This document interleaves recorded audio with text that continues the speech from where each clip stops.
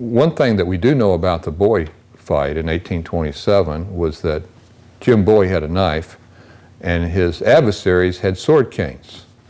This is what a Southern sword cane looked like. It was a nice, attractive cane to begin with, a very long tip because the roads were rather muddy, and this protected it from the mud. But the sword itself is typically rather vicious, long, and a very serious instrument. The kind that most men wanted to carry were usually decorated. They were usually blued with gold decoration, somewhat similar to naval dirks of the late 1700s and early 1800s. So this is what Boy was defending himself with. He was being stabbed by a sword cane that looked like this. Now, one thing that people seem to concern themselves with is what did the original Bowie knife look like? The first thing I think you should realize is that the original Bowie knife had no impact on the way Bowie knives were designed later on, or at least a minimal amount. He may have had an impact upon Shively in Philadelphia because Bowie went up there and asked for him to design some for him. But it still had a minimal impact because no one had a picture of that knife. All people knew was the description that came out contemporaneously, which was simply that it was a large butcher knife. We used the word butcher knife in those days to refer to a large knife. In some cases, a very nice and ornate knife was still called a butcher knife because it was large. No one's going to know what the original Bowie knife looked like because we're just not going to prove it. It's going to ultimately be a matter of opinion. My opinion is that I put most of my trust into Jim Boy's brother, Resin Boy, who described the Bowie knife on several occasions. And this is Norm Flayerman's book, by the way. He just published this about 6 months ago. And it's an excellent reference on the Bowie knife. And in the Niles Register of September 29, 1838, in responding to an article in another newspaper, Resin Boy wanted to comment about Jim Bowie and also comment about the knife. And this was actually taken, the Niles had picked up the story from the Planter's Advocate.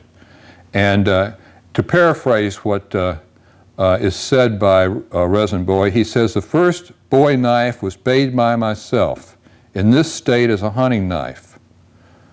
The length of the knife was 9 1/4 inches, its width 1 1/2 inches, single edge and blade not curved. The knife that I have seen that best fits this description is the one that Bill Williamson, the great Bowie knife collector, found in the Edwin Forrest collection. And we have a pretty clear history of the knife as being in the Forrest collection from the 1840s. It's a very plain knife. It's been illustrated in several of the Bowie reference books. The knife sold at auction a number of years ago at a Butterfield's auction when Bill Williamson's estate was, his estate of knives was auctioned off. It's a plain knife. It looks like a butcher knife. And, it fits these particular dimensions. I think that's what the original Bowie knife looked like, and I think that's the best candidate. I know that at the time it was, in the 1840s, it was presented on several occasions as being the original knife owned by Jim Bowie. Now, what were the knives like in Texas and in Arkansas and in Louisiana, and particularly in Arkansas and Texas? First of all, this part of the country was strongly influenced by the Spanish. The Spanish came long before the English.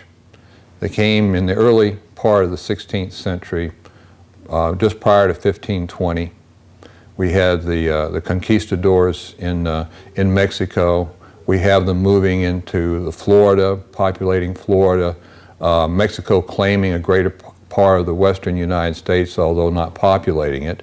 And this is a great example of an early Spanish knife made in Mexico, probably made, my best estimate would be it was made around 1650, perhaps earlier. It could possibly have been made in the 16th century. Notice a couple of things about it. First of all, its triangular shape. We call this long triangular shape Mediterranean. And also notice that it has blade decoration. Blade decoration has been a characteristic of Mexican knives even into the 20th century. In fact, some of the most beautiful blade decorations in the world appear on antique Mexican knives. They did marvelous jobs of blade decoration. So we started off with this form having a lot of influence on knives being made on the early Western frontier. Here is a little bit later example of the same type of knife. You see again the strong Mediterranean shape, but you're starting to see a knife here. You notice a knife that looks like what we think a bowie knife should look like. It's starting to look like a bowie knife, isn't it? But we have some beautiful decoration. There's an eagle here on this large brass plate that's in the area that we call the ricasso of the knife, although this is not actually a ricasso. And we have a bird's head pommel, which became a feature of many Western knives later on. Now, this was a knife for a military man or a gentleman. It was a large knife. It was a knife that you went outside with to protect yourself. Here's a similar knife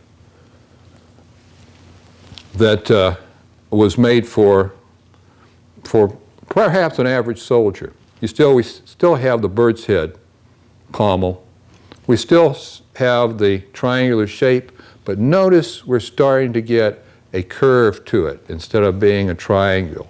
And this is a Mexican knife, but it's starting to look like what we perceive as being a bowie knife. And this format is will have an influence later on upon the knives of the West and the knives in Texas.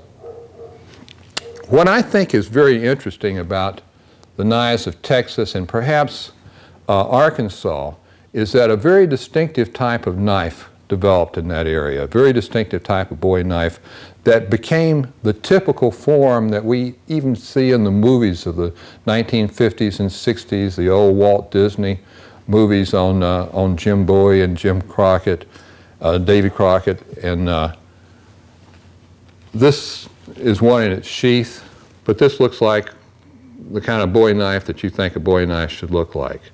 Big, broad knife, big clip, nice handle. This is a Texas knife. This is a knife made about the time of the Alamo. This is a knife that could have been at the Alamo. This form, this sweeping form, where the knife sweeps up and makes this very strong, exaggerated clip, is referred to as the Texas clip. And this form became extremely popular in Texas and then spread in the later part of the 1800s into the other western states. As California became populated, it became a popular secondary form. The most popular knife form in California was drop point, but this became a popular secondary form. And we see this form of knife in the late 1800s in Nevada, in Arizona, in the Dakotas, in New Mexico. We find this particular shape. This is a nice example of it.